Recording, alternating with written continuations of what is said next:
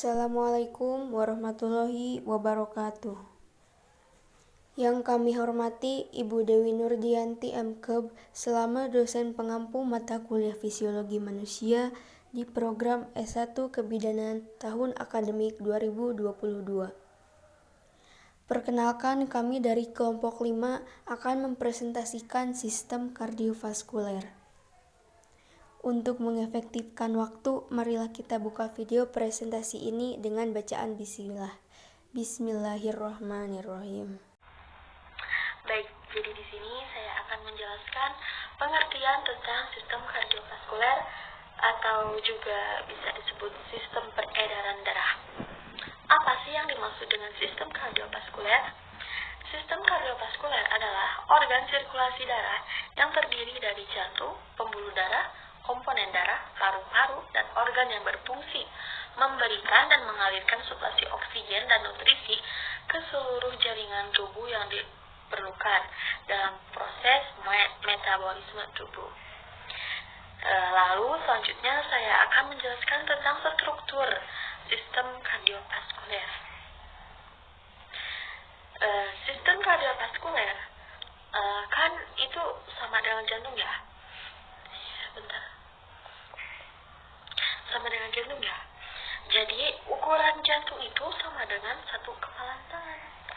Ya guys, ukuran jantung kurang lebih sebesar genggaman tangan. Berat jantung kira-kira 250 sampai 400 gram,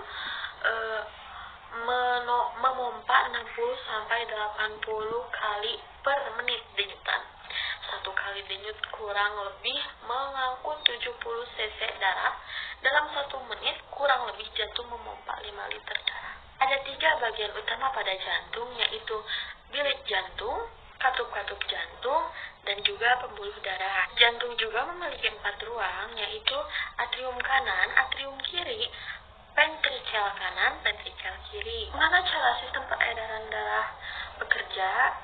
Nah, jadi dalam sirkulasi peredaran darah, ventrikel kiri memompa darah yang kaya oksigen ke dalam arteri utama atau disebut aorta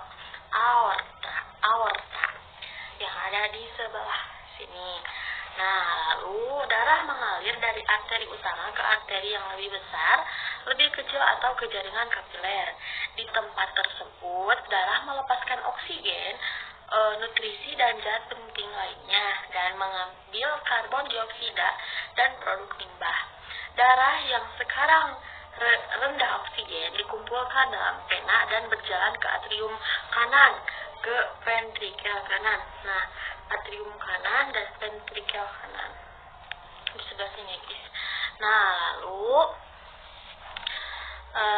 setelah itu barulah sirkulasi darah dari paru-paru dimulai.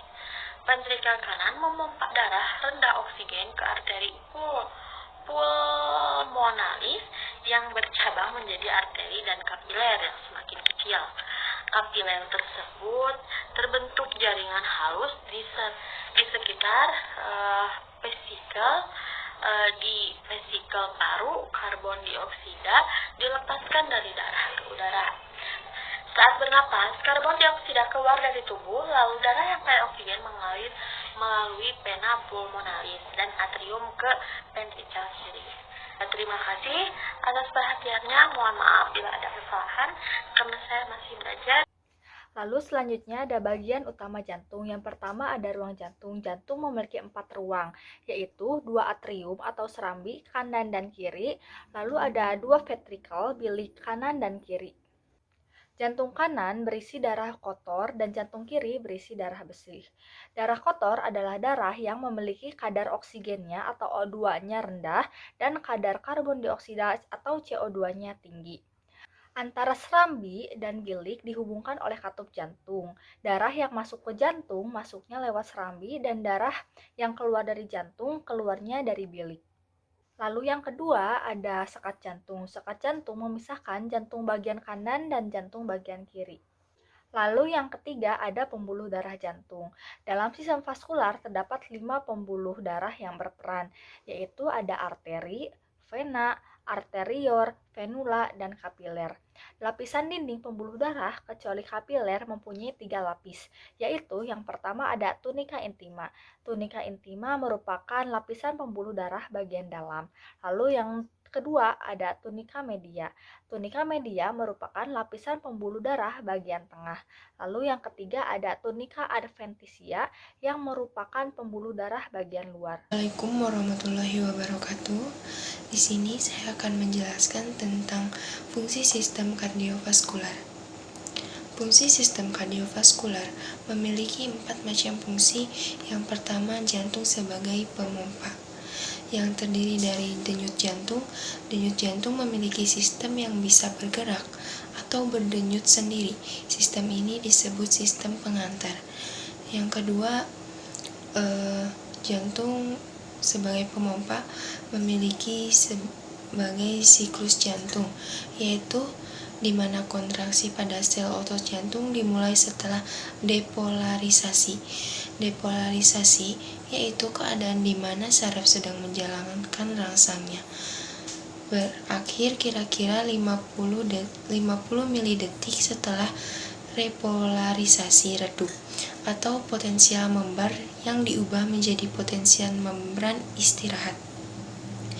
Kontraksi otot jantung terjadi dalam satu rangkaian tertentu, sehingga mengakibatkan serangkaian perubahan tekanan dan aliran dalam ruang jantung. Yang ketiga, jantung sebagai pompa memiliki fungsi bunyi jantung. Secara normal, bunyi jantung mempunyai irama. Yang pertama adalah loop, yang kedua dub. Bunyi yang pertama memiliki sifat lebih rendah, lembut, dan panjang, ditimbulkan oleh getaran yang diakibatkan penutupan katup mitral dan trikuspid. Bunyi yang kedua, bunyi dub, yaitu sifatnya sedikit lebih tinggi, lebih tajam, dan lebih pendek, ditimbulkan oleh penutupan katup aorta dan pulmonal.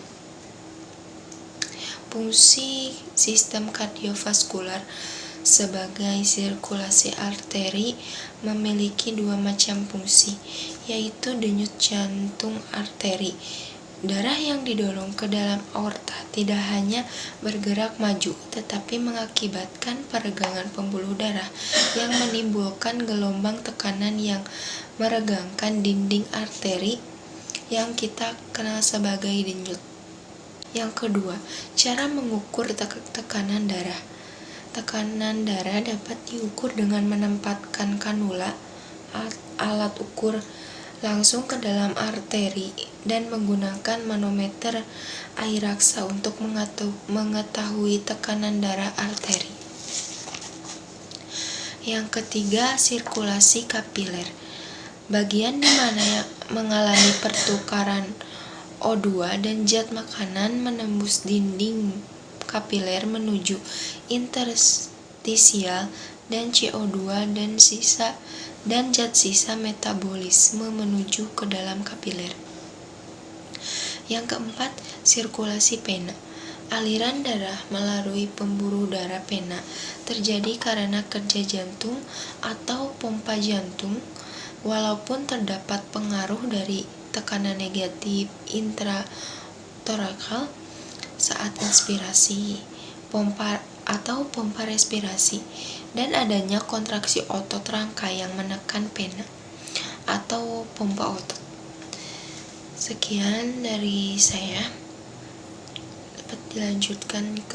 Baik, di sini saya akan menjelaskan tentang kelainan jantung yang dapat berisiko tinggi terhadap ibu hamil.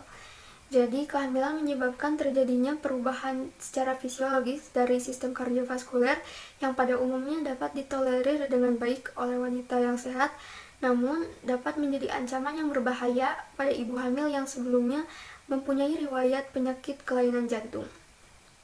Tanpa adanya diagnosis yang akurat dan penanganan yang baik, maka kelainan jantung pada saat kehamilan dapat menimbulkan mortalitas ibu yang signifikan.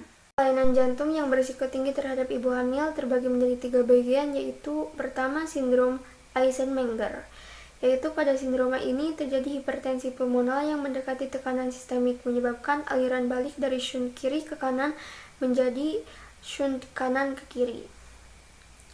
Pasien akan mengalami sionis perifer, kegagalan jantung kongestif, dan hemoptis. Keadaan ini akan menyebabkan mortalitas ibu yang sangat tinggi, yaitu 23-50%, yang dapat terjadi pada saat kehamilan atau pada saat masa periode postpartum. Penderita harus diberitahu 4 mengenai risiko ini dan ditawari untuk memilih terminasi kehamilan atau melanjutkan kehamilannya. Kemudian selanjutnya ada hipertensi pulmonal primer. Hipertensi pulmonal primer merupakan keadaan di mana terjadinya penebalan abnormal dan konstriksi tunika media arteri pulmonalis. Penyebabnya belum diketahui, namun pada kebanyakan kasus ditemukan pada wanita muda dan menyebabkan peningkatan tekanan arteri pulmonalis yang progresif. Gejalanya berupa sesak, fatigue, palpitasi, dan kadangkala sinkop. Kemudian terakhir ada kardiomiopati peripartum. Kardiomiopati peripartum menyebabkan kegagalan jantung pada terakhir kehamilan atau pada saat 6 bulan pertama postpartum, yang penyebabnya belum diketahui secara jelas. Selanjutnya, penanganan kelainan jantung pada ibu hamil terbagi menjadi 3 bagian. Yang pertama, antepartum. Penderita penyakit jantung harus dikonsultasikan dulu sebelum kehamilan karena untuk mempertimbangkan risiko dari kehamilan, intervensi yang diperlukan, dan potensi risiko terhadap janin. Namun apabila penderita tidak terkoreksi terlebih dahulu kemudian hamil, pada keadaan ini keuntungan dan kerugian terminasi kehamilan dan melanjutkan kehamilan harus dipertimbangkan secara cermat. Selanjutnya, metode intrapartum.